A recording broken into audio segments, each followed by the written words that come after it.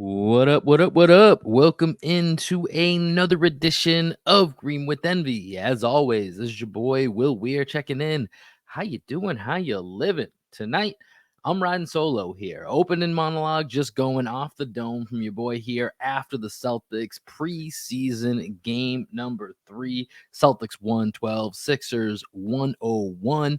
Just to set the scene for the rest of this podcast here, you got just me hanging out with your boy Will Weir one-on-one here at the top of the podcast. Second half of the podcast, really excited for this.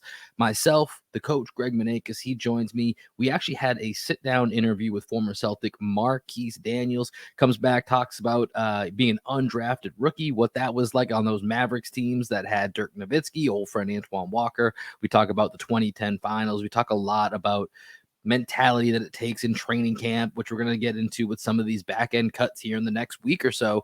And it's a really fascinating conversation with Marquise Daniels. So make sure that you hang around for that. But of course, to get us started, let's get into what we always do here when we have a game the same night that we record. So let's jump in and let's hit the morning box score.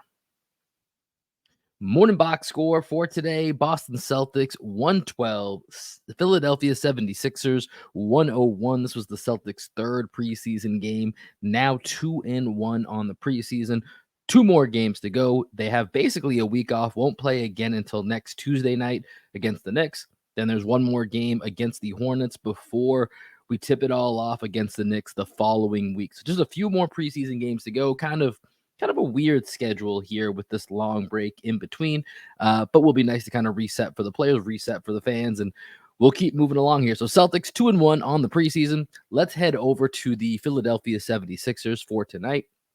Tyrese Maxey, 7 of 17 from the field. He had 17 points to go along with 3 rebounds and 3 assists. Kelly Oubre, 6 of 8 from the field, 18 points, 3 rebounds. I think this is a signing that went a little bit overshadowed just with how late in the offseason it was. Clearly a bargain deal for the Sixers. Kelly Oubre trying to build back up some of that value, but this is a guy that can play. We saw that tonight. I think this is a really underrated signing. Now, the biggest thing for the Sixers, of course, is the James Harden situation. So until that situation is either resolved or dissolves, it's probably not really going to matter. But Kelly Oubre as a 6th, 7th guy in this rotation, whatever his role is going to be, that is a really nice pickup. He had another great game tonight.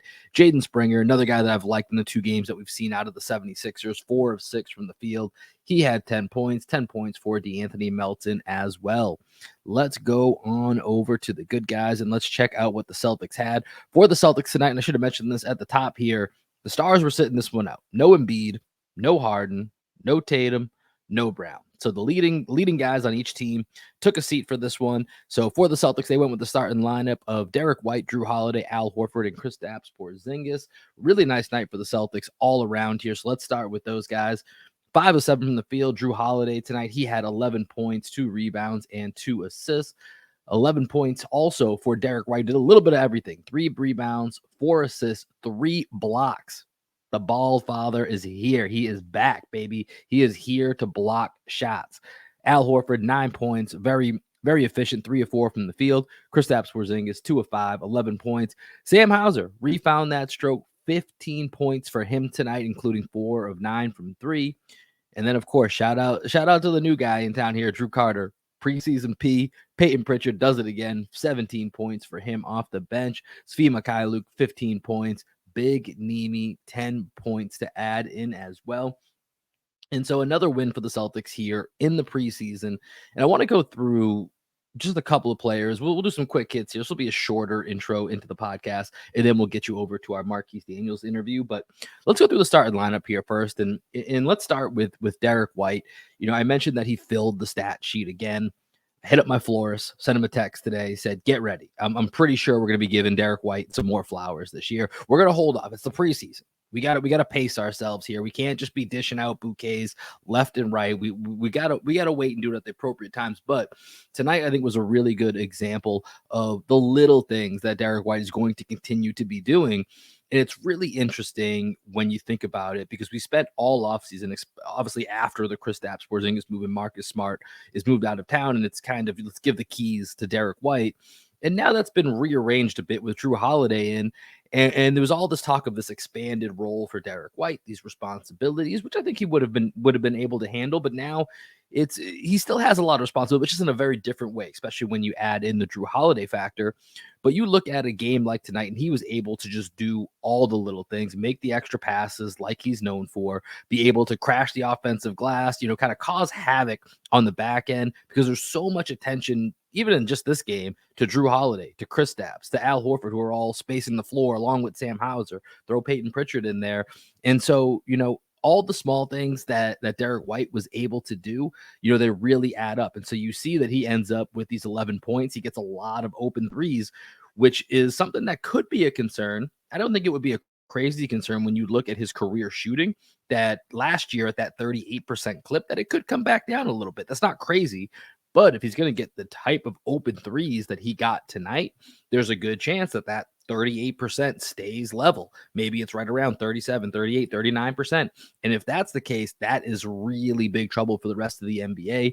Something that they got to look at for the Celtics team is that Derek White maybe comes back to earth. But with all the spacing, with all the offensive firepower, Derek White is going to continue to get good looks. And when you compare him with Drew Holiday, you have likely the best defensive backcourt, in the NBA, and another 3 blocks tonight for Derek White. So my florist is on standby. We got more flowers that are coming to my guy, Derek White. Drew Holiday, who I just mentioned, 5 of 7 from the field.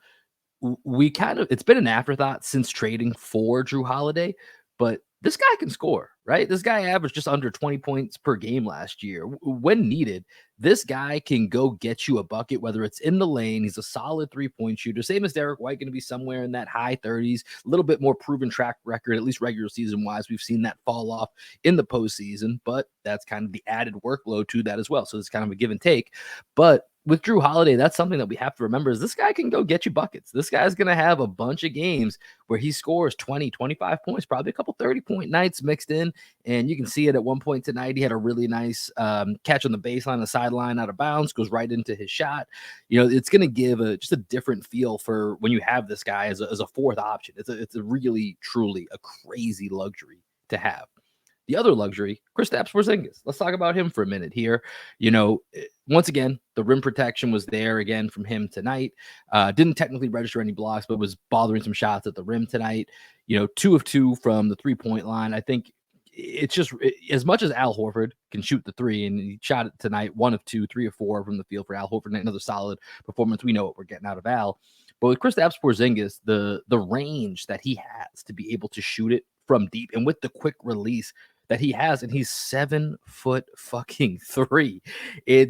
We're gonna say that a lot. You're gonna hear us say it a lot, because it really is just astonishing. He can get a shot over everybody. You can see him do it from the 3-point line. You can see it when he tries to back down Paul Reed, even on a shot he missed that kind of rolled in and out. But Paul Reed put an excellent defense. Nothing he could do. Kristaps still gets that shot up, and it's a shot that he can certainly make. So the versatility and different dimensions that he brings to the offense is really going to be impressive, and you can already see it in certain parts of this preseason. Another note with Kristaps Porzingis here real quick. One thing that I felt you could see was the one negative in his first game with the Celtics is that a guy like Tyrese Maxey is going to be able to put some pressure on that drop coverage and potentially take advantage. He's still got some of his points tonight, attacking that drop coverage, but I did see some of those curveballs. We're going to use that term a lot based on Joe Mazzulla's verbiage that he shared with JJ Redick. You could see that a little bit tonight, especially there's one possession where Tyrese Maxey's trying to use that pick on the left-hand side. You have Sam Hauser shading over. You have kind of a scramble on the backside so that there is more help, trying to force Tyrese Maxey, to kind of pick a side and have that help come and be there for Porzingis. And so I do think that'll be an interesting chess match to keep an eye on throughout the year is how the Celtics deal with those type of guys like Maxey that could give them trouble. So let's go to some of the, let's go away from the star tier, I guess, if you will, the starter tier. And of course, preseason P did it again. I don't know what else to say. This guy's been on fire these first 3 games, expecting, I don't know what his season's going to be, but I expect him to play every single night, and I expect him to be impactful more often than not. Sam Hauser struggled the first couple of games here, looking to find his shot, got back on track tonight, 4 of 9 from the 3-point line tonight. This is a really encouraging sign. I think he's a guy that's already kind of locked in as someone that's going to be a staple of this Joe Mazzulla rotation. And let's go to his doppelganger, Svi Mykhailiuk.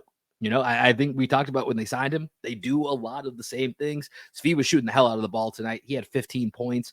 I think him, along with our guy, Big Nemi had a really impressive performance here in the second half. He only played 7 minutes and 46 seconds, but this has been, these last two games, he's made an impression. And I think depending on what Joe Mazzulla does with the rotation over these next last two games that they have next week, would like to see what he looks like not going up against some of the backups to really get a feel for it. But right now, as you look to how the end of this Celtics roster could shape up, it feels like, we know who kind of the 9 or 10 guys that are pretty solid, and who knows how the two ways are going to play out. But just talking about that 12 to 13 active roster spots, it looks like potentially Nemi and certainly Svi Mikhailuk might have the inside track. It's going to be guys like Lamar Stevens and Wenyen Gabriel that still really feel like they haven't done a ton. Wenyen a better game tonight. Lamar Stevens really haven't seen too much out of him in these first couple of games. So I think those are going to be the guys over the next week or so that you have to look at to see, are they going to actually make this team when they finally break for the regular season? But I would say as of right now, both Svi and Big Nemi look like they do have that inside track. So that's going to do it for today's morning box score. As I said, riding solo here at the top of the podcast. But coming up, we have a great interview with former Celtic Marquise Daniels. So make sure that you check that out here, and make sure you go to our YouTube if you want to watch the entire video. Marquise Daniels, great time hanging out with him. Make sure you go to that YouTube. Make sure that you subscribe just past the 1,200 subscriber mark. Really appreciate and love y'all. Make sure you keep rocking with us here. But that's going to do it for this side of the podcast. We'll take a quick break. And when we come back, it's myself, it's the coach Greg Manakis, and it's Marquise Daniels.